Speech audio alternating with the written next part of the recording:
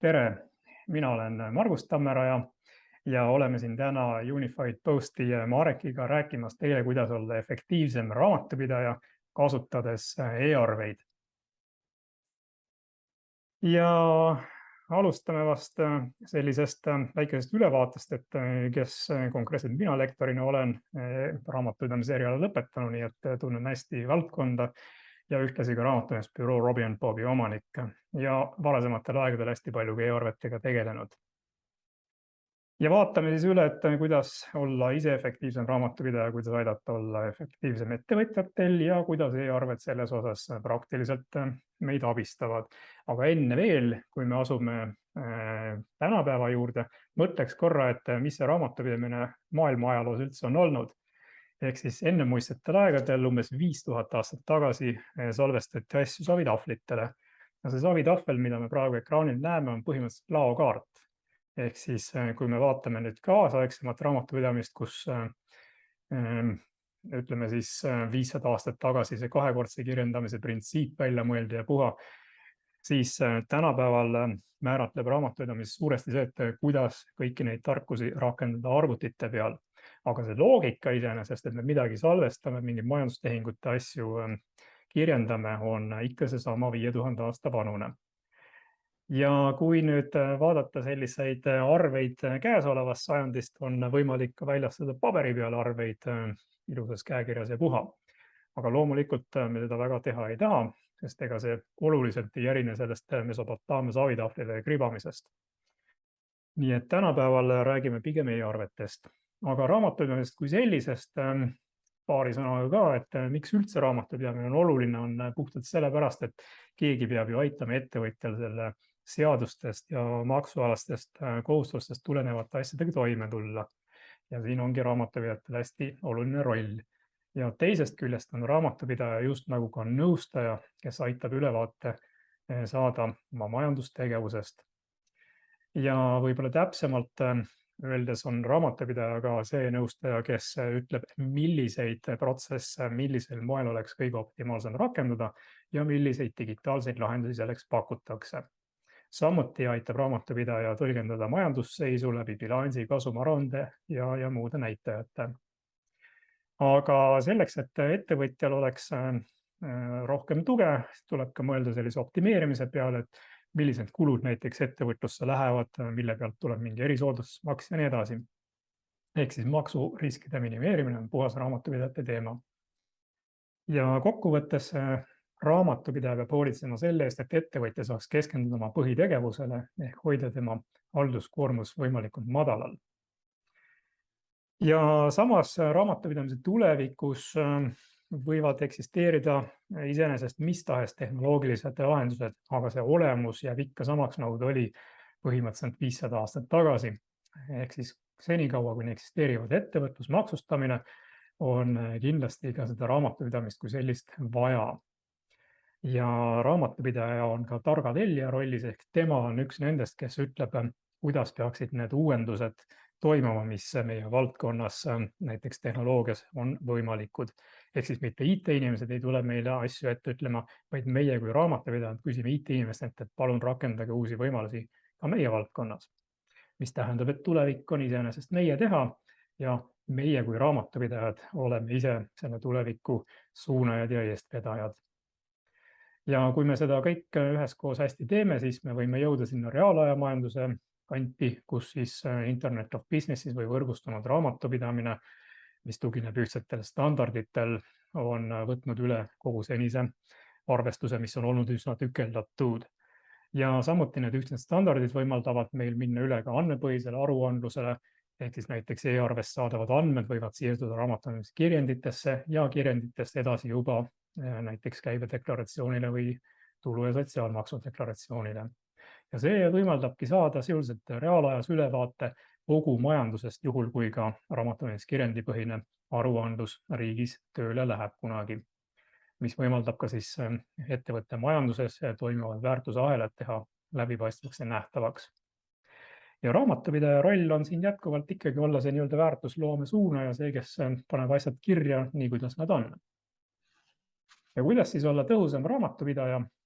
põhimõtteliselt raamatupidaja aitab kõiki protsesse digitaliseerida ja millist tarkvara pakkuda, on ka põhimõtteliselt raamatupidamisteenuste otsustada. Ja iseenesest IT-lahenduste osas peab vaatama, et mis on vabatahtlik, mis on kohustuslik. Näiteks kohustuslik on see, et aasta aruanne tuleb esitada kindlasti elektroonsel kujul registrite ja infosüsteemide keskuses äriregistris. Aga raamatupidamisteenuse pakkuja iseenesest peab vaatama, et millised lahendused talle kõige rohkem oma tõhusust tõstavad ja mis aitavad ka ettevõtjal siis jagada andmeid, näiteks arveid, algdokumente raamatupidajaga. Ehk siis vähem e-käsitööd raamatupidajale, rohkem automatiseerimist ja digitaliseerimist ka ettevõtjale. Ja iseenesest ettevõtjad saabki aidata sellega, et me vabastame ta põhimõtteliselt tüütust kohustusest raamatuid pidada ja aruandlust esitada ning võtame selle raamatupidajatena oma rolliks. Aga samal ajal, nagu ma ennist ütlesin, oleme ka mõnes mõttes ärinõustajad ja aitame siis protsesse digitaliseerida. Aga loomulikult ettevõtjad vajavad tuge erineval määral. Kui me vaatame mikro- ja väikeettevõtjaid, siis nemad vajavad rohkem tuge, keskmised ja suured loomulikult on IT-pädevamad. Jõuamegi e-arvete rolli juurde, ehk mis rolli nad siis meil mängivad. Sisuliselt aitavad nad raamatupidaja tööd optimeerida ja vähendada ettevõtja seisukohalt halduskoormust, kuna suur osa majandustehingutest ongi ostu-müügitehingud, mille algdokumendiks on arved. Ja e-arve on selline tore asi, mis on 100% digitaalse elukaarega, ehk luuakse, edastatakse, töödeldakse, säilitatakse ainult infosüsteemides ja need on omavahel seotud. Ja kindlasti tuleb rõhutada veel, et vanast ajast on meelde jäänud, et e-mailiga tuleb PDF on ka justkui e-arve. Ei, see ei ole e-arve. E-arve tuleb ainult siis XML formaadis süsteemide vahel. Eelmisel aastal tehti ka Ernst & Youngi poolt Rahandusministeeriumi tellimusel üks selline tore uuring, kus vaadati, kuidas siis e-arvete kasutamine avalikus sektoris ja ettevõttes välja näeb. Avalikus sektoris loomulikult mindi 3 aastat tagasi e-arvete kohustuslikkuse juurde, ehk siis riigiasutusele või kohalikule omavalitsusele saabki esitada ainult e-arvet. Aga erasektori ettevõtjatest, eriti mikro- ja väikeettevõtjad, sageli mingisugust kasu otseselt ei näe, sest justkui tal ei ole neid arveid nii palju ja kus ma seda efekti seal saan. Palju siis arveid üldse Eestis on? Kui vaadata arvete saatmist, siis keskmiselt saadetakse välja 75 miljonit arvet ja siia käivad need eratarbijate arved kui ka siis ettevõtete vahel saadetavad arved. Ja eratarbijad tellivad hästi palju arveid, e-arveid pankadesse, kus on siis võimalik püsimakselepingutega need arved lasta automaatselt tasuda, mis kergendab inimeste asjaajamist. Avaliku sektori osakaal tegelikult on üsna väikene, umbes 1 miljon arvet läheb ka avalikule sektorile. Aga e-arvete osakaal, nagu näete, ilma pankadesse saadetavate e-arveteta on kõigest 23%, ehk siin on veel hea pikk maa minna ja kõik digitaalsete lahenduste pakkujad saavad siin väga palju ära teha. Aga raamatupidajad peavad ka ise olema nõudlikud ja neid e-arveid nõudma. Ja kui nüüd mõelda selle põhiprotsessi peale, siis iseenesest müüja pool on see, kes peab arvet saama hästi lihtsalt koostada ja seda automaatselt edastada, soovitatavalt siis e-arvena.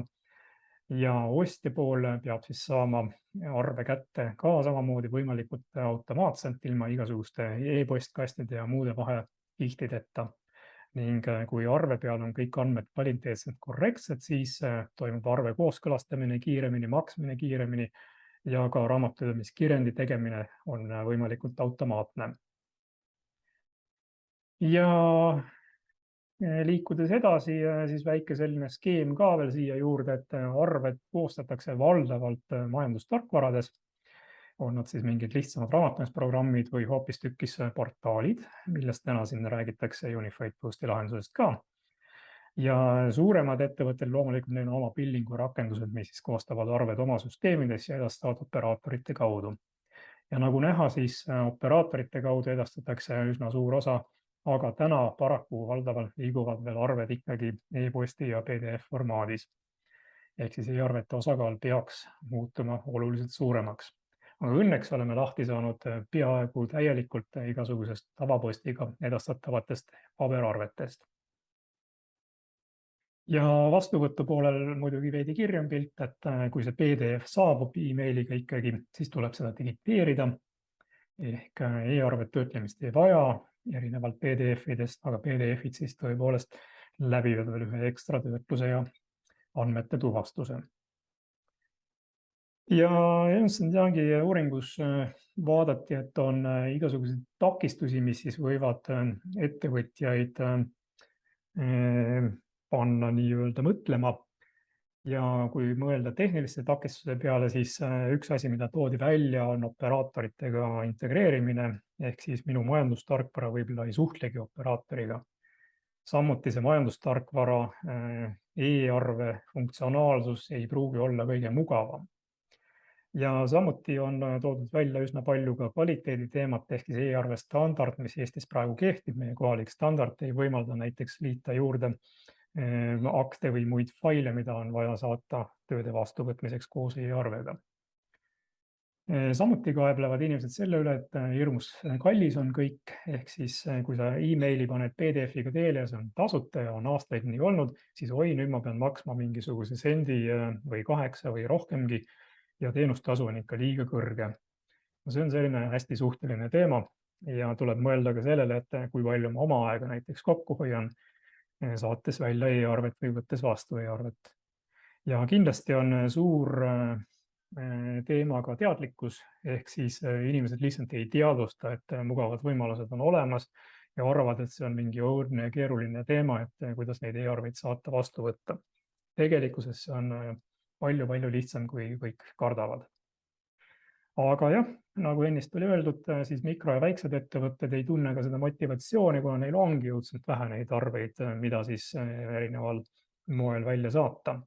Ja seetõttu tundub, et mis ma selle e-arvega ikka jaman, et küll raamatupidaja saab ka muul moel hakkama või saadan ise ta välja mingisuguse Wordiga peritseldatud failina.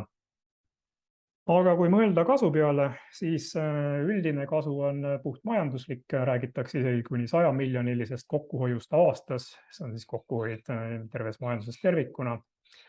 Ja ajalise kokkuhoiu mõttes räägime sellest, kui kiiresti on võimalik siis arveid menetleda, just ostupoole peal vastu võttes arveid ja samuti juhid, kes peavad siis kinnitama mingeid arveid või suunama neid maksmisele. Juhul, kui meil on hästi palju sellist liikuvat tööd, siis näiteks mobiili pealt arvete kinnitamine ja maksmine on väga-väga mugav. Nii et lõppkokkuvõttes on e-arvetega toimetamine ja nende haldamine igal juhul mugavam ja odavam võrreldes mis tahes muu versiooniga, rääkimata paberarvetest. Ja konkreetselt raamatupidajate kasu on selles, et esiteks toimub selle e-arve automaatne vastuvõtt, me ei sõltu enam e-kirjadest, e-postist, arvefailidega ei pea jahmerdama, kuskil andmeid eraldi ei pea sisestama. Ja samuti toob see kaasa siis võimaluse näiteks kasutada kirjendamisel automaatseid konteerimismalle või kinnitusringe, ehk siis automaatne töötlus. Ja see kõik tähendab kokku, et arveid on võimalik käsitleda või hallata kiiremini, ehk siis raamatupidaja suudab töödelda rohkem arveid ja ühtlasi teenindada ka rohkem ettevõtteid, võtta endale rohkem kliente. Aga digitaalsete lahenduste juurde siirdudes täna on meil siis fookuses Unified Posti poolt pakutavad lahendused ja sellest räägib meile siis lähemalt Marek, kes on siin hästi ilusti ette valmistanud BankUpi rakenduse näitamise. Et selle koha peal annangi sõna üle Marekile. Aitäh, Margus. Minu nimi siis Marek Laanisto ja olen Unified Postis siis uue teenuse BankUp Eesti järjejuht. Räägin siis mõne sõnaga ka siis Unified Postist. Oleme Eesti turul olnud juba päris pikalt, 25 aastat. Ent võib-olla ettevõtted tuntakse meid endise nimega kui Fitechit, et Unified Post on siis meie nagu uus nimi. Lisaks sellele, et oleme e-arve operaator, pakume lisaks veel ka mitmeid muid põnevaid teenuseid, mis aitavad siis ettevõtete igapäevad efektiivsemaks muuta ja manuaalse töö hulka siis vähendada ja säästa siis raamatupidajate aega siis sisuliseks tööks. No näiteks müügiarvete saatmise ja ostuarvete vastuvõtmise lahendused. Makseteenus võimaldab siis müügiarvetele maksenuppu lisada, ostuarvete kogumise ja haldamise lahendus Vitekin ja ka kaubadokumentide siis vahetamise lahendus EDI. Need teenused on siis mõeldud eeskätt suurtele ja keskmise suurusega ettevõtetele, kuid alates siis selle aasta alguses siis oleme ka välja tulnud rikkalike võimalustega arvelahendusega nii väike kui mikroettevõtetele, milleks on siis BankUp. See turvaline platvorm võimaldab siis ühes samas keskkonnas siis arveid luua, saata, vastu võtta, maksta ning ka aktiveerida. Lisaväärtusena on sellel eraldi juures ka raamatupidaja jaoks konsoolimmoodul, mis ühendab siis omavahel siis ettevõtjad ja raamatupidamisfirmad, et ei oleks siis viimasel minutil mingit paberikuhjade vahetamist, käsitsi sisestamist, Dropboxides, valli tagajamist, kõik vajalikud arved, tšekid, teised dokumendid jõuavad siis raamatupidajani reaalajas ja digitaalselt ja neid saab siis hoida ühes kohas, see on siis arhiivis, kuhu on siis ligipääs nii ettevõtjal kui ka siis raamatupidajal. Raamatupidajaga ühendamiseks on siis ettevõtjaga on siis mitmeid võimalusi. Arved liiguvad siis otse raamatupidaja meiliaadressile või siis BankUpi dokumendikeskusesse või ka siis otse siis raamatupidamisprogrammi, millega on meil siis suuremate raamatupidamisprogrammidega on meil ka ühendused loodud. Loome neid veel igapäevaselt siis juurde, et dokumentide liikumine oleks automaatne. Kuu lõppedes ja käibedeklaratsioonide tegemine uneaja arvelt on edaspidi ajalugu. Lisaks annab siis BankUp suure ajavõidu, aeg on mõistagi raha, mis siis tekitab siis võimaluse raamatupidajal siis olemasolevaid kliente rohkem nõustada ja endale ka uusi kliente veel lisaks võtta, et nendele siis raamatupidamist teha. BankUpis siis on kasusid veelgi, näiteks BankUpi kasutuselevõtt ei vaja mitte mingisuguseid arenduskulusid ega IT-teadmisi. Lihtsalt lähed BankUpi lehele bankup.ee, lood konto ja hakkad kasutama. Kui ettevõtjana end seal kasutajaks registreerida, saad valida ka endale sobiva paketi. Väiksemale ettevõttele, kellel on väiksem dokumentide maht aastas, saab valida tasuta paketi. Kui juba see maht läheb suuremaks, saab teha valiku premium pakettide hulgast ja kui on soov täislahendusele ehk makselahendus sinna juurde, siis on olemas meil ka olemas ka optimum pakett. Ja mis põhiline siis raamatupidaja jaoks on siis keskkond tasuta, tasub selle eest siis ettevõtja. Nüüd ma saan natuke on sellest räägitud, ma siis näitaks ka, milline siis näeb välja BankUpi keskkond ja siis konsool, millega siis raamatupidaja siis koos ettevõtjaga koostööd teeb. Jagan ekraani.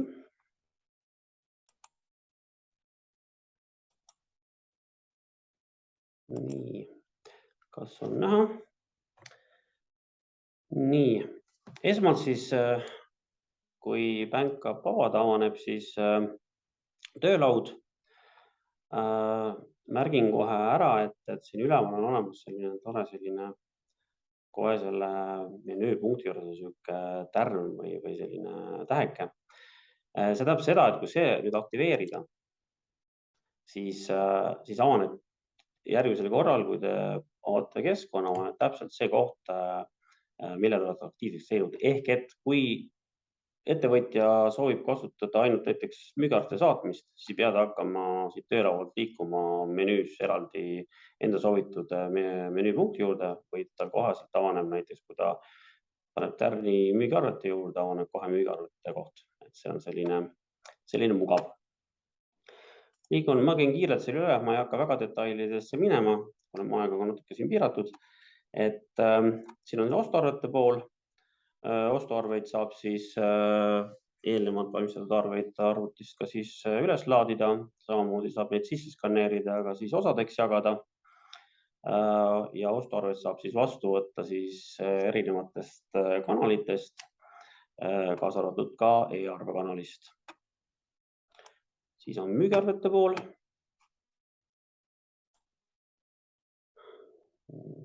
Pisut mõtleb. Siin on siis samamoodi.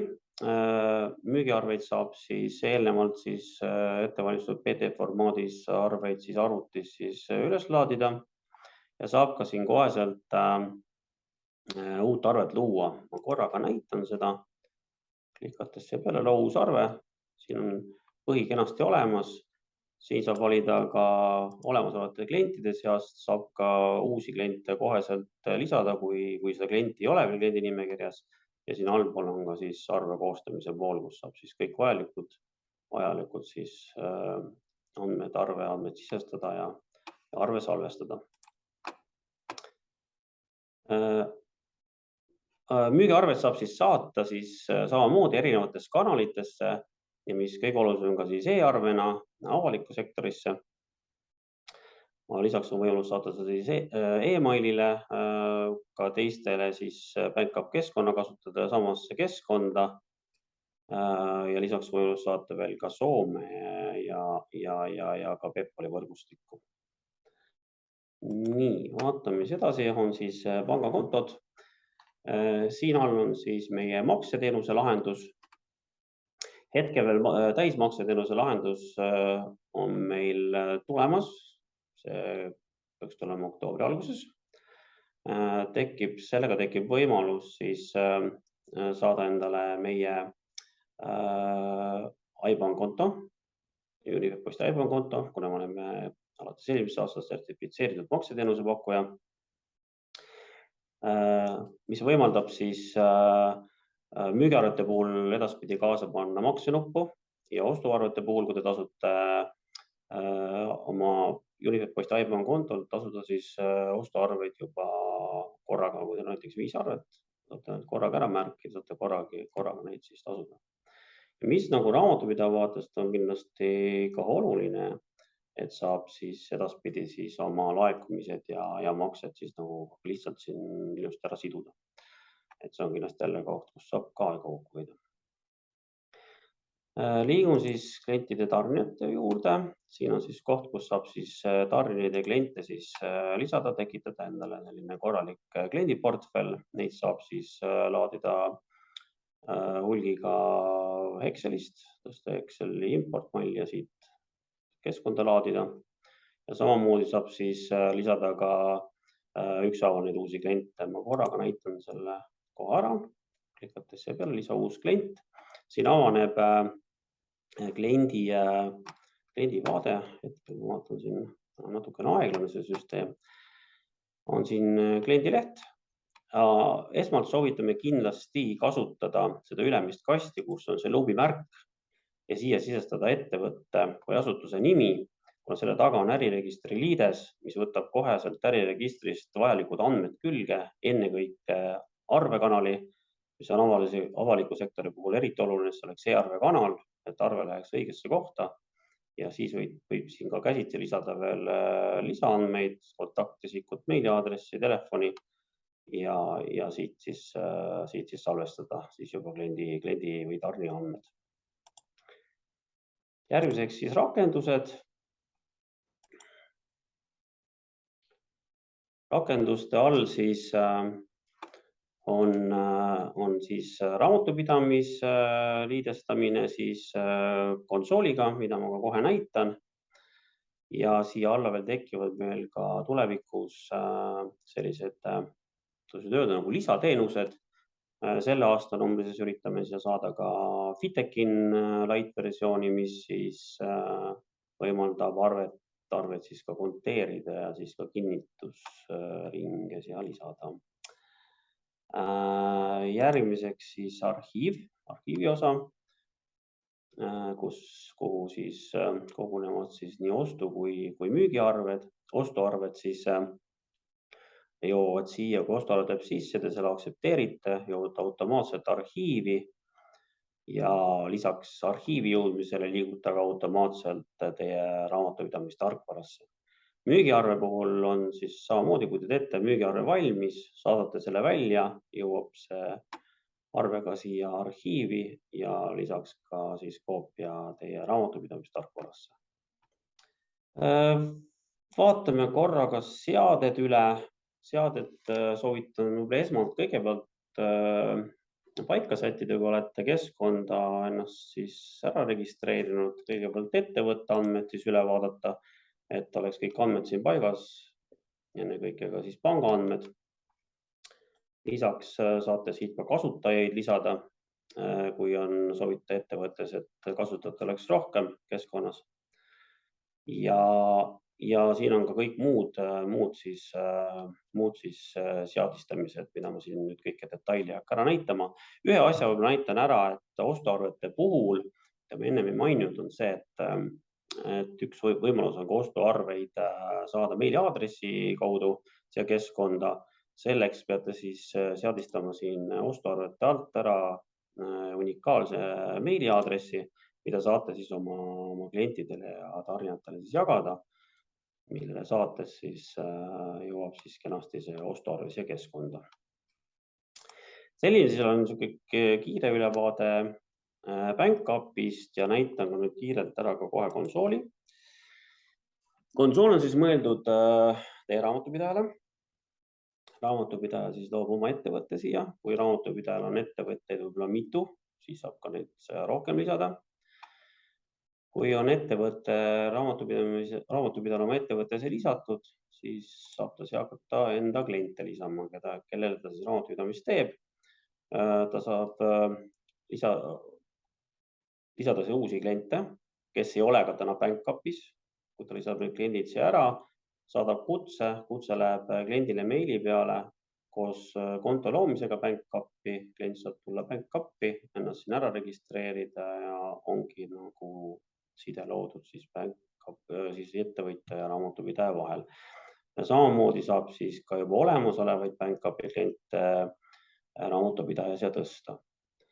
Siis on kasutajate pool, kui raamatupidajal on kolleegid, kes seda aeg-ajalt asendavad, siis saab siia ka enda kolleege lisada kasutajateks, kes siis vahepeal siis teeb raamatupidaja tööd, kui raamatupidaja näiteks puhkab. Et siin on ka see siis kasutajate pool ja kasutajate arv on siis siin piiramatu. Ja mis siis kõige olulisem on siis olemas siis dokumentide jagamise pool ja arvete jagamise pool. Siin saab jagada nii ostuarveid, müügiarveid, kui siis on olemas DocCenter, mis siis võimaldab siis ettevõtja ja raamatupidaja vahel ka liigutada kõiksuguseid lepinguid ja siis muid dokumente. Ja viimane punkt on siis see, kus saab siis valida siis selle dokumentide või siis selle ühenduse siis sellise nagu kanali või viisi.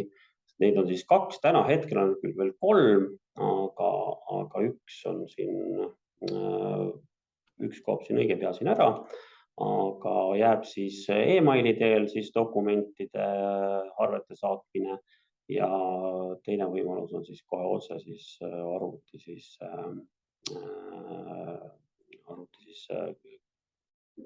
kettale siis saab siis otse need dokumendid siis saata. Et selline oleks siis konsooli pool, mis siis ühendab siis raamatupidajat ja ettevõtjat.